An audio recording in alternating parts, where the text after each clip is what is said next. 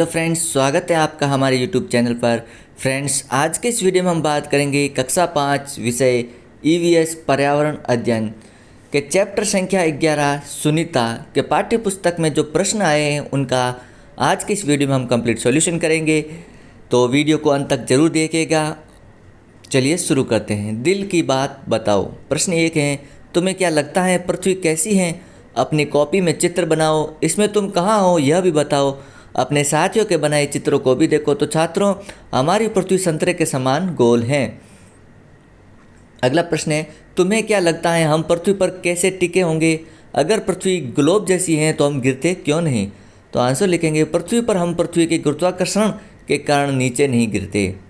अगला है, क्या अर्जेंटीना के लोग उल्टे खड़े हैं? अर्जेंटीना के लोग भी हम लोगों की तरह सीधे खड़े होते हैं। फोटो देखो और लिखो। प्रश्न है, अंतरिक्ष में सुनीता के बाल खड़े क्यों रहते होंगे? बाल नीचे क्यों नहीं थे? आंसर लिखेंगे, जब हम अंतरिक्ष में जाते हैं तो गुरुत्वाकर्षण बल शून्य हो जाता है, इसलिए सुनीता के बाल खड़े थे और बैठे हुए नहीं थे।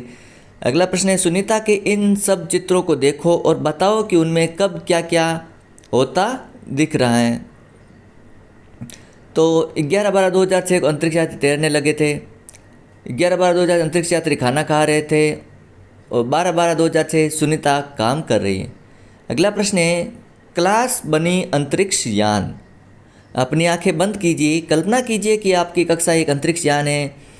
10 मिनट में आप अंतरिक्ष में प्रवेश कर चुके हैं। आपका अंतरिक्ष यान अब पृथ्वी के चारों ओर घूम रहा है। अब कहो, क्या एक जगह बैठ भी पा रहे हो? नहीं, मैं एक जगह भी नहीं बैठ पा रहा हूँ।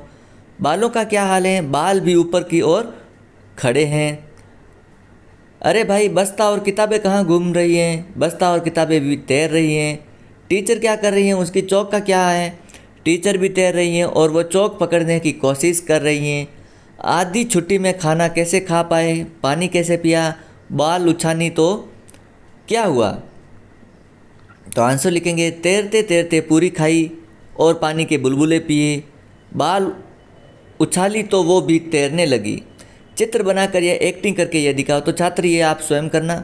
अगला प्रश्न है, क्या आप बता सकते हो कि अंतरिक्ष में सुनीता के बाल क्यों खड़े थे? तो अंतरिक्ष में सुनीता के बाल गुरुत्वाकर्षण बल शून्य होने के कारण खड़े थे। अगला प्रश्न है, सोचो किसी भी डुलाने से पानी नीचे की ओर ही क्यों बहता है? पहाड़ से भी पानी नीचे की ओर ही बहता है, ऊपर की ओर क्यों नहीं चढ़ता? तो आंसर लिखेंगे, गुरुत्वाकर्षण बल के कारण ऊपर से नीचे की ओर गिरता है और ऊपर की ओर नहीं चढ़ता है। जादू। नन्हा सा कागज चला सिक्के की चाल। एक 5 रुपये का सिक्का लो और कड़े कागज का एक छोटा सा टुकड़ा जो सिक्के के चौथाई भर हो। प्रश्न है, एक हाथ में सिक्का और दूसरे हाथ में नन्हा कागज पकड़कर दोनों एक साथ गिराओ, क्या हुआ? तो एक हाथ में सिक्का और दूसरे हाथ में कागज गिराने पर सिक्का कागज की तुलना में तेजी से ज़मीन पर पहुंचता है। अब नन्हे कागज को सिक्के के ऊपर रखो और फिर दोनों को एक साथ गिराओ। इस बार क्या हुआ? चौंक गए। इस बार सिक्का और कागज दोनों साथ साथ गिरेंगे। अगला जादू 2। चूहे ने हाथी को ऊपर उठाया। इस खेल के लिए एक छोटा पत्थर, एक बड़ा पत्थर और एक कागज़ का रोल। कागज़ की कई तहों से रोल बन सकता है। लगभग 2 फुट लंबी डोरी लो। डोरी के एक सिरे पर छोटा पत्थर बांधो। कागज़ पर चूहा बनाकर पत्थर पर चिपकाओ या बांधो। अब डोरी के दूसरे सिरे को कागज़ के रोल में बांधो। इस सिरे पर बड़ा पत्थर बांधो और कागज़ पर बनाई हाथी उस पर चिपकाओ। कागज़ के रोल को गोल गोल घुमाओ ताकि छोटा पत्थर घूमने लगे। अब इसमें प्रश्न है, खींच रहा है ना चूहा हाथी को? खेल में चूहे ने ऐसा कमाल कैसे दिखाया होगा? जब छोटे पत्थर को घुमाते हैं तो बल उत्पन्न होता है जो बड़े पत्थर को खींचता है। फोटो को देखो और बताओ। प्रश्न है, क्या भारत को पहचान पा रहे हो? हाँ, मैं विश्व पटल पर भारत को देख पा रहा हूँ। क्या कोई जगह पहचान पा रहे हो? हाँ, मैं विश्व पटल पर श्रीलंका को पहचान सकता हूँ। देखो समुद्र कहाँ कहाँ है? तो ग्लोब पर नीला रंग समुद्र दर्शाता है। अगला है, ग्लोब और इस फोटो में क्या मिलता जुलता है? कोई फर्क भी दिखता है? आंसर लिखेंगे, ग्लोब और पृथ्वी के बीच समानता यह है कि हम पहचान सकते हैं कि कौन सा भाग भूमि है और कौन सा भाग समुद्र है, लेकिन दुनिया भर में किसी खास देश या शहर की पहचान करना मुश्किल है। अगला है, क्या सुनीता अंतरिक्ष से भारत, पाकिस्तान, नेपाल और बर्मा को अलग अलग बता सकती थी? आंसर लिखेंगे नहीं, इन देशों की पहचान करना कठिन है क्योंकि कोई भी विशेष देश अंतरिक्ष से दिखाई नहीं देता। क्या भारत को ढूंढ पाए और क्या क्या देखा?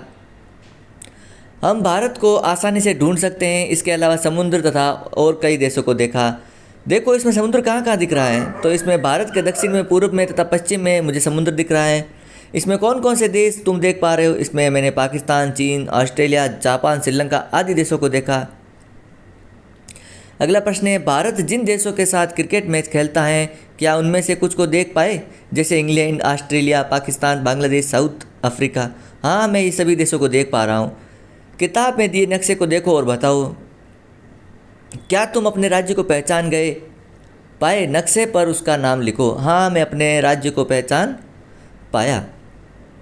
अगला प्रश्न है, तुम्हारे राज्य से लगे हुए कौन कौन से राज्य हैं? तो हमारे राज्य से लगे हुए राज्य हैं उत्तर प्रदेश, हरियाणा तथा उत्तरांचल। क्या तुम कभी किसी और राज्य में गए हो? हाँ, मैं दूसरे राज्यों में गया हूँ, जैसे बिहार और उत्तर प्रदेश। शाहमीर यह सोचता है कि राज्यों के बीच में ज़मीन पर लाइन बनी होती हैं। तुम इस बारे में क्या सोचते हो? मुझे लगता है कि ये रेखाएं केवल मानचित्र पर हैं, वास्तविक में नहीं है। क्या चांद सिक्के की तरह चपटा होता है या बॉल की तरह? मुझे लगता है चंद्रमा एक गेंद की तरह गोल है। आज रात चांद को देखो और उसका चित्र बनाओ। 1 हफ्ते बाद कैसा दिखता है और 15 दिन बाद कैसा दिखता है, उसका चित्र बनाओ। तो ये आप चित्र कर स्वयं करना। अगला प्रश्न है, अगली पूर्णमासी कब है? उस दिन चांद किस समय निकलेगा, कैसा दिखाई देगा? अगली पूर्णमासी 5 तारीख को है। उस दिन चांद शाम में ही निकलेगा, चांद पूरा गोल होगा। चांद से जुड़े कौन कौन से त्यौहार मनाए जाते हैं? तो पूर्णिमा से संबंधित त्यौहार जैसे करवा चौथ, होली, ईंट आदि। अभ्यास प्रश्न है, दिल्ली में कुछ दिनों तक चांद के निकलने और डूबने का समय तालिका में दिखाया गया है। अब इसके अनुसार जो क्वेश्चन पूछे हैं उनका आंसर देते हैं। 28 अक्टूबर को शाम 7:16 पर चांद निकला। 29 अक्टूबर को रात 8:17 पर चांद निकला। 29 अक्टूबर को चांद निकलने में 1 घंटा 1 मिनट का फर्क आया। नहीं, चंद्रमा अलग अलग दिनों में अलग अलग समय पर उगता है। अगला है, 31 अक्टूबर को चांद डूबते समय 12:03 दिया है। क्या तुमने कभी दिन के 12 बजे चांद देखा है? दिन में चांद तारे आसानी से क्यों नहीं दिखते? तो दिन की रोशनी में चांद तारे की रोशनी छुप जाती है, इसलिए हमें दिन के समय में चांद तारे दिखाई नहीं देते। देखो पृथ्वी कैसी दिख रही है, तो पृथ्वी काफ़ी छोटी दिख रही है।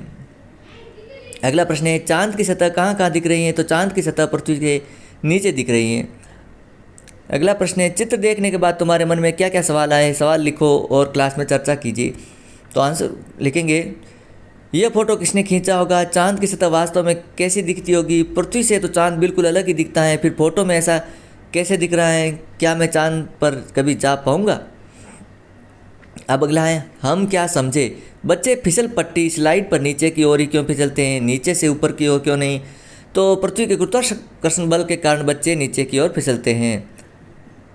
अगला प्रश्न है, अगर यह फिसलन सुनीता के अंतरिक्ष यान में पहुंच जाए तब क्या ऐसे फिसल पाओगे नहीं? यदि यह स्लाइड सुनीता के अंतरिक्ष यान में होती तो बच्चों को इसका आनंद नहीं मिलता, क्योंकि वहाँ गुरुत्वाकर्षण बल शून्य है और बच्चे स्लाइड नहीं कर पाते, इसके बजाय वे तैरेंगे।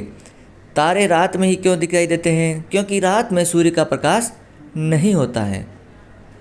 सुनीता विलियम्स ने पृथ्वी को देखकर कहा, यहाँ से अलग अलग देश नहीं दिखते, ये लाइनें तो कागज़ पर ही होती हैं, इससे तुम क्या समझे?